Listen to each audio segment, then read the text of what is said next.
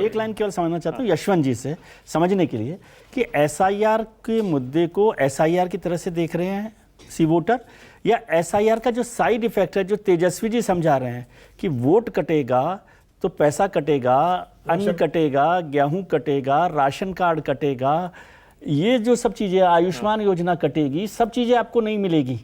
ये बात वहां पर पहुंच रही है कि नहीं पहुंच रही मुझे पता नहीं है। मैं कह रहा हूं उसका एसआईआर को सीधे तरीके से मत देखिए, खासतौर से यशवंत जी के लिए है कि एसआईआर पर क्या उन्होंने इसको ऐसे स्टडी किया है कि लोग क्या वोट जो यशवंत कह रहे हैं वो यही तो कह रहे हैं। वो कह रहे हैं भैया जिन जिन लोगों का नाम कटेगा ये उनको अफेक्ट करेगा ना, जिनका नहीं, वही तो बात है भाई। मान लिया तेजस्वी ने उठा लिया मुद्दा, इशू फर्क पड़ता ही नहीं है कितने परसेंट, इसलिए फिर तो वो बात हो गई बैकफायर की, फिर तो बैकफायर करना चाहिए ना। यदि आपकी बात को माने तो फिर तो यदि मान लो सारे के सारे वोट ठीक हो गए, इसमें कोई ऐसा नहीं कि नहीं हो सकते, तो क्या बैकफायर कर जाएगा? फिर तो बैकफायर ना करे पर कम से कम फायदा भी नहीं करेगा, क्योंकि जिन लोगों का नाम कटा ही नहीं, परसेप्शन के लेवल पर एसआईआर या वोट चोरी, एसआईआर को छोड़ दीजिए, एसआईआर तो एक टेक्निकल टर्म है, वोट चोरी या वोट की गड़बड़ी, वोट चोरी पे सब लोग नाराज होते हैं, वोट की गड़बड़ी, वोट में गड़बड़ी जो है वो मुद्दा बिहार की सड़कों पर पहुंच गया। और उसका जो इंपॉर्टेंट फैक्टर है वो मैं कहता हूं उसका साइड इफेक्ट क्या है? साइड इफेक्ट ये कि यदि आपका वोटर कार्ड नहीं है, आपने वोट नहीं दिया है, तो अगली बार भैया 5 किलो अनाज नहीं मिलेगा, अस्पताल का पैसा नहीं मिलेगा, नागरिक जो सरकार के जो फायदे हैं। विजय जी वही तो कह रहा हूं मैं, जिनका नाम कटेगा उन्हीं को तो ये मुद्दा असर डालेगा ना, जिनका नाम कटेगा ही नहीं उन पर ये असर क्यों डालेगा की बात नहीं कर रहा मैं परसेप्शन की बात कर रहा हूं। आप रोज बैठक के ये करते कहिए, असर तो बाद में पड़ता पड़ेगा, क्या होगा? मैं कह रहा हूं, मैं केवल यशवंत जी से केवल समझने के लिए कर रहा हूं कि क्या इस साइड इफेक्ट को उन्होंने एनालाइज करने की कोशिश की है उस पर। ओके, यशवंत बोलना चाह रहे हैं किस पर कुछ? बहुत संक्षिप्त में कि आपका कहना बिल्कुल सही है कि डर केवल वोट नहीं दे पाने का कभी नहीं होता। गरीबों में खास तौर पर वोटर आई कार्ड जो है ये एक पहचान का बड़ा हिस्सा होता है, और उससे तमाम स्कीम और तमाम चीजों के जुड़े होने का लाभ मिलना नहीं मिलना ये भी एक बहुत बड़ा हिस्सा होता है। यशवंत अभी अनंत ने बताया ना, अभी इशारा किया तो सही कि अभी तो ये पहला चरण है, जिन जिन लोगों के नाम नहीं आएंगे उनको सबके कागज जाएंगे, अभी कौन कौन से सरकारी विभागों के जाएंगे ये देखना होगा अभी। एग्जैक्टली इसलिए मुद्दा ये बहुत बड़ा बनेगा अगर बड़ी तादाद में लोगों के नाम कटते हैं तो। लेकिन अगर ये नाम नहीं कटे तो शायद ये मुद्दा बनने से पहले ही निकल जाएगा, क्योंकि बिहार की जनता का जहां तक सवाल है वो अपने लोकतांत्रिक अधिकारों को लेकर के शायद पूरे भारत में सबसे ज्यादा कहीं की जागरूक जनता होती तो वो बिहार की ही है, जितना मुझे समझ में आता है। उनके समझ का दायरा जितना बिहारियों का है उतना भारत के किसी भी दूसरे प्रांत में किसी भी नागरिक का नहीं है। ओके आनंद, जल्दी से कुछ कहना चाह रहे हैं? मैं बस सिर्फ इतना कह रहा हूं, बहुत सारे लोग यहाँ कह रहे हैं 20 साल की एंटी इनकम्बेंसी में 4 साढ़े 4 साल घटा देना चाहिए। 4 साढ़े 4 साल तेजस्वी यादव भी सत्ता में रहे हैं, और जो रोजगार देने की बात वो 10 लाख रोजगार पहले कैबिनेट में पहली कलम से करते रहे, मुझे लगता है बिहार की जनता को वो मिला नहीं, तो इस बात को भी रेखांकित करना चाहिए। ठीक है, आशुतोष क्या कह रहे हैं? आशुतोष नहीं, मैं 2 चीजें कहना चाहता हूं। एक तो मैं ये कहना चाहता हूं कि देखिए कि भारतीय जनता पार्टी का कार्यकर्ता 24 घंटे काम करता है, इसमें कोई दो राय नहीं है। विपक्ष का कार्यकर्ता जो वो आखिरी समय में काम करता है। एसआईआर की वजह से ये हुआ कि उनका कार्यकर्ता जागरूक हो गया और सड़कों पर उतर के काम करना शुरू कर दिया। उसको लग रहा है यार बेचारों ने तुम्हारे वोट कहीं ना कट जाए। एक तो ये फायदा विपक्ष को मिलेगा, जो आखिरी लास्ट मिनट में एक्टिव होता था उसका एक फायदा मिलेगा। दूसरी बात देखिए जो मैं बार बार कह रहा हूं वो ये कि परसेप्शन बहुत इंपॉर्टेंट बात है।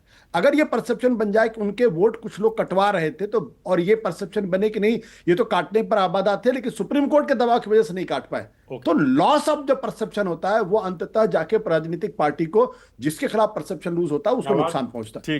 ये 2 चीजें हैं जो हमें समझनी चाहिए। ये बड़ी माइक्रो लेवल की बात। जहां तक देखिए अभी तो चुनाव शुरू भी नहीं हुआ, अभी हम क्यों इस पछड़े पड़े, कौन आगे कौन पीछे, कौन जीत रहा कौन हार रहा।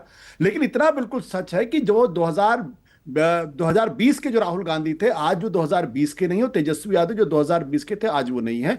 और 20 साल में एक आदमी कांस्टेंट रहा है, नीतीश कुमार, आज भी मुख्यमंत्री, तो एंटी इनकम्बेंसी तो उन्हीं के ऊपर होगी। ठीक है, ओके विनोद जी, एक मेरे जहन में आ रहा है केबीसी टाइप का सवाल है वैसे। अब ये सारे ममता बनर्जी, स्टालिन, ये सारे उतरेंगे बिहार में। उत्तर भारत में सबसे ज्यादा लोकप्रिय दक्षिण भारत का या पूर्वी भारत का कौन सा नेता होगा इनमें? हाँ, इन सारों में अखिलेश यादव, सिद्धारमैया, ममता बनर्जी, हेमंत सोरेन, रेवंत रेड्डी, सुखविंदर सिंह सुक्खू, स्टालिन। मैं तेजस्वी और राहुल गांधी को छोड़ के, मतलब जी इनके जी अलावा। जी जी जी मुझे लगता है उत्तर भारत में सबसे ज्यादा इनके बाद अगर वो है तो अखिलेश यादव होंगे। अखिलेश ही होंगे। बगल का राज्य है उत्तर प्रदेश में, सामाजिक समीकरणों के हिसाब से भी अखिलेश की जो है, दिल्ली भी आए थे वहाँ- प्रचार करने। दिल्ली भी आए थे, और उनका अपना ज्यादा दूसरा, उसके बाद ममता बनर्जी होंगी, क्योंकि बिहार बंगाल भी तो मिलता है ना, और बंगाली मतदाताओं की भी ठीक ठाक तादाद लेकिन सबसे बिहार में ज्यादा है। विज्ञापन रेवंत रेड्डी का छप रहा है बिहार में। हाँ। नहीं, रेवंत- अच्छा, कांग्रेस पार्टी छपा रही है। नहीं, रेवंत रेड्डी का आंध्र प्रदेश वो तेलंगाना सरकार के विज्ञापन छप रहे हैं सर सबसे अधिक। नहीं, ओके। वो रेवंत रेड्डी का वो मॉडल दिखाना चाह रहे होंगे। मॉडल जो खासकर जो जाति जनगणना का मॉडल जो वहां पर अच्छा। है, और ओबीसी जो कार्ड है उसमें से उनका छपरा होगा। लेकिन रेवंत रेड्डी की पर्सनल अपील वैसी नहीं है जैसे अखिलेश यादव की हो बिल्कुल सकती है। एक बात मैं कह रहा था कि हम लोग इसमें एक फैक्टर नजरअंदाज कर रहे हैं कि हनुमान और नारद जी के बीच में भी संवाद चल रहा है। अब नारद जी कौन है? 22% जो 22% पे आ गए, समझे? मैं नारद जी कह रहा हूं कि वो उनकी उपस्थिति जो है बिल्कुल। पर ये आप जानकारी से बता रहे हैं, मीडिया रिपोर्ट्स के आधार पे कह रहे हैं? हम भी सुन ही रहे हैं, बस अभी तक कोई पुष्टि नहीं है। नहीं तो सुन तो रहे हैं ना, और दोनों एक दूसरे के खिलाफ बोल कहाँ रहे हैं? हाँ, ये कुछ बात सही है। सर्कमस्टेंशियल एविडेंस होते हैं ना, हाँ, ये बात सही है। कि वो भी अटैक कर रहे हैं बीजेपी पे। हाँ। हनुमान जी लेकिन जो आप है, तो गंभीर आपत्ति वाली बात कर रहे हैं। नारद तो हमेशा विष्णु के पास रहते हैं फिर।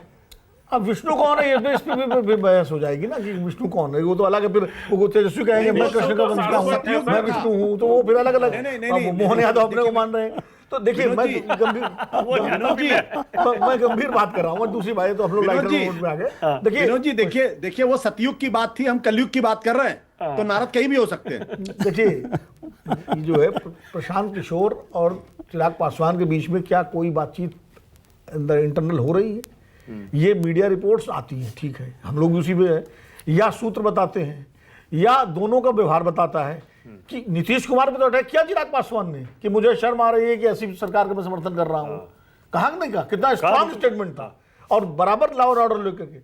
प्रशांत किशोर के बारे में उन्होंने एक शब्द नहीं कहा कि ये मैनेजर कहाँ से आ गए, जो आमतौर पर लोग बोलते हैं इनको चुनाव, और प्रशांत किशोर ने चिराग पासवान पर अटैक नहीं किया। ओके। तो ये चीजें All right. अब ये किस करवट बैठेगा, क्योंकि चुनाव बिहार का आखिरकार आते आते सामाजिक समीकरणों पर ही टिक जाएगा। ओके, बस बाकी आपके लिए सोचता हूं, जरा आप भी खुद सोचिए, क्या चिराग पासवान और प्रशांत किशोर मिलकर कोई थर्ड फ्रंट चुनाव से पहले या चुनाव के बाद बन सकता है क्या? फिलहाल बहुत बहुत शुक्रिया राष्ट्र की बात में आने के लिए आप सबका। छोटा सा ब्रेक ले रहा हूं, खबरें जारी हैं।